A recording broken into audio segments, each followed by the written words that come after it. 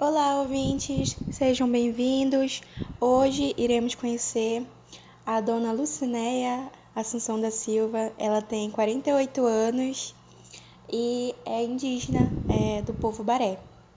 Vamos ouvir agora a sua história, a sua trajetória de vida até os dias atuais. Olá, sou Iaci do povo Baré, nome indígena dado na língua Nhangatu, que significa lua.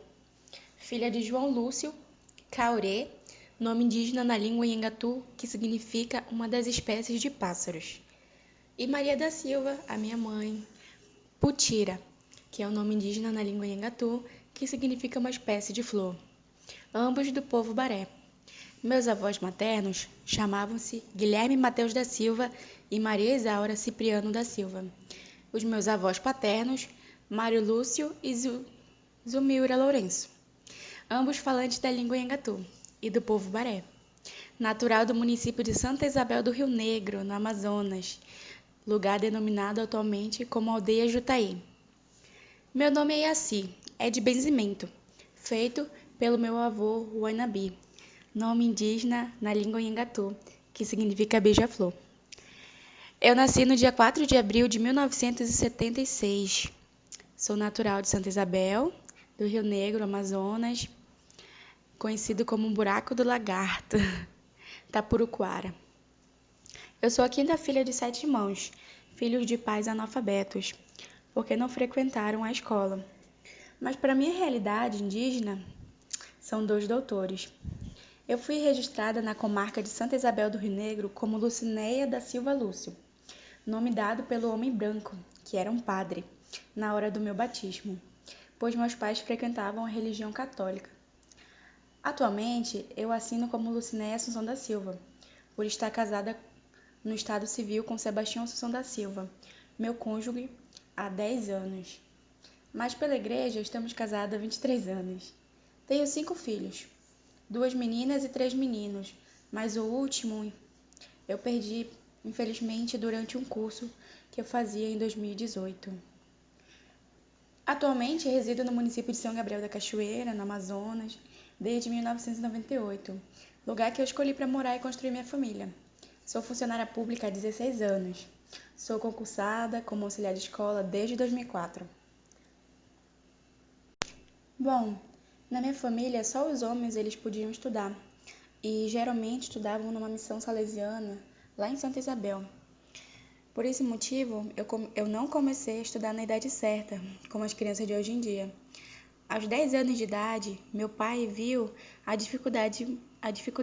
necessidade que tínhamos, né, em fazer compra, vender produtos, e por isso resolveu deixar a gente estudar.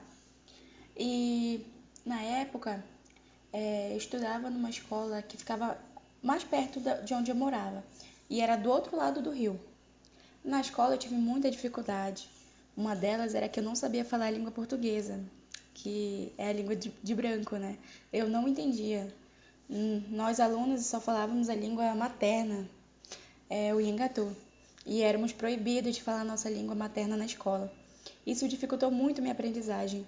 Tínhamos vergonha de falar errado as pronúncias da língua portuguesa na sala de aula. Mas com muita dificuldade aprendi a ler e escrever da pior maneira possível que se pode imaginar. Foi uma época difícil na minha vida, quando fiquei de castigo por várias vezes, mas meu pai não deixava eu desistir, pois tinha muita criança e adolescente analfabeto na minha família. Precisávamos aprender a ajudar a nossa mãe a vender farinha, fruta, vinho de açaí, considerando que a minha mãe ela só trocava os nossos produtos com as freiras, e em troca elas davam sapato, roupa, sandália, açúcar, café, arroz, feijão e outros itens. E dessa forma eu cursei até o primeiro colegial, que hoje seria o ensino fundamental dos anos iniciais, né? Como na minha comunidade não tinha ensino fundamental dos anos finais, meu pai me matriculou na missão salesiana no Colégio de Santa Isabel do Rio Negro, onde eu estudei dos anos de 1991 a 1992. Meu pai me deixou no internato por causa da distância, né? Eu não conseguia ficar indo para a escola e voltar para casa, era muito longe. As irmãs me acolheram. A nossa inspetora Ela ficava vigiando nossa conversa.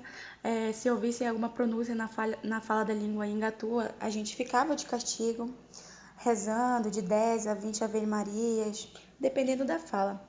Poderia ter o castigo ainda de capir na roça, de macaxeira, ficar de joelho no chão, ficar em pé atrás da porta, ficar sem merenda no recreio, fora que tinha muitos afazeres domésticos. E mesmo assim, desse jeito, eu consegui terminar os meus anos finais. Eu já conseguia falar e escrever a língua portuguesa como falo hoje, com muita dificuldade enfrentada. Meu pai me tirou da escola por ser uma moça, né? Tava virando uma mulher. E no meio dos meus primos e parentes próximos, que eles faziam o mesmo percurso que eu,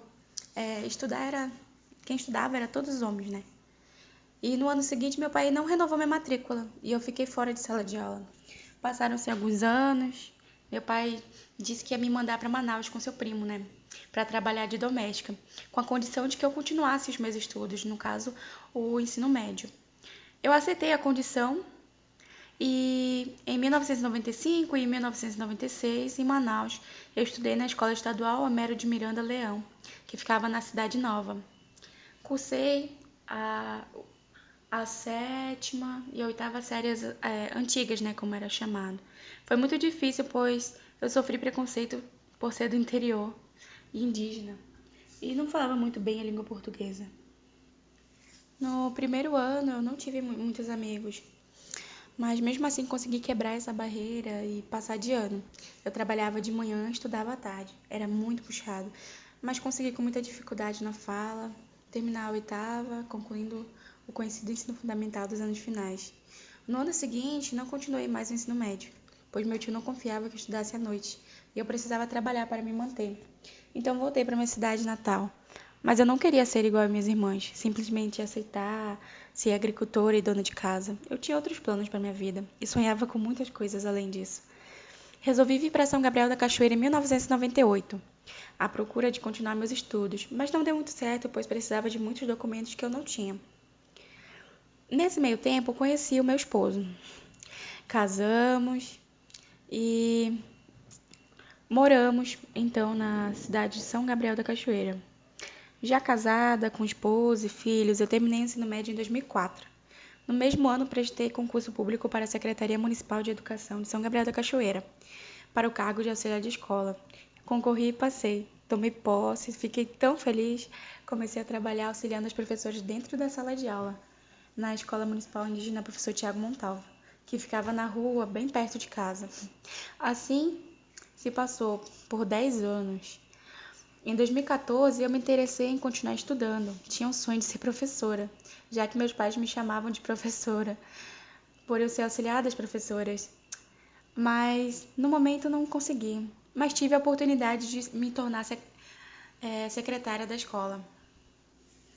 Já em 2013 e 2014, eu comecei a fazer um curso profissionalizante de técnico em administração, que eu concluí em 2014.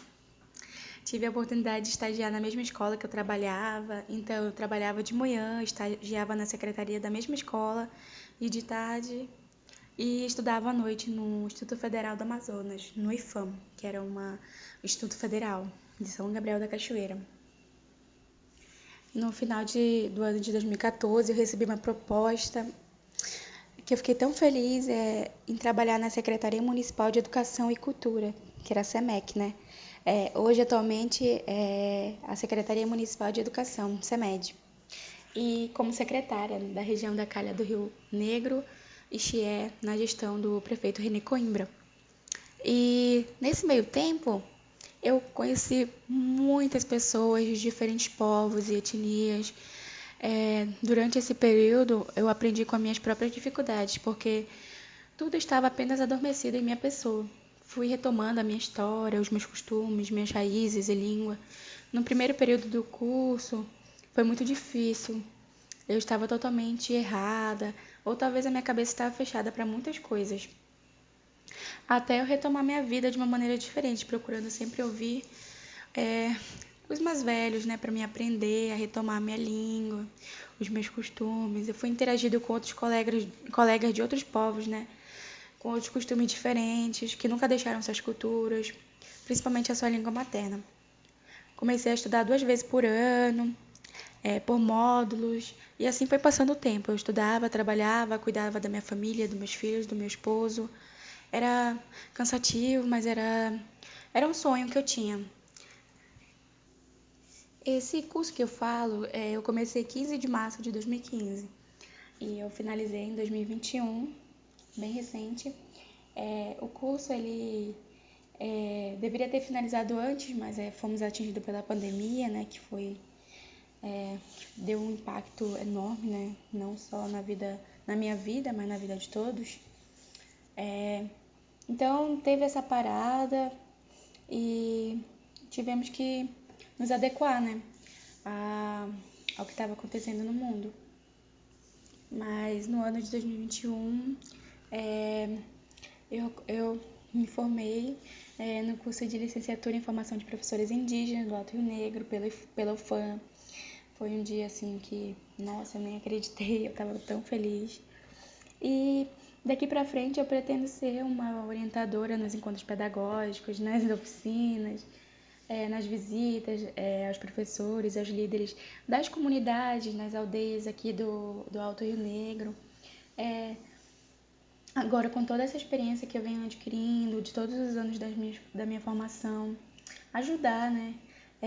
Assim que tiver oportunidade, eu pretendo sim estar dentro de sala de aula, mas no momento sou técnica, né? Eu acredito que sou bem mais útil na CEMED, pois já vinha fazendo isso junto com os pedagogos e representando assim, o Departamento de Educação Escolar Indígena ao longo de 6 anos, praticamente. Hoje eu posso dizer que estou bem mais preparada, muito trabalho a fazer e uma responsabilidade enorme para fazer a diferença.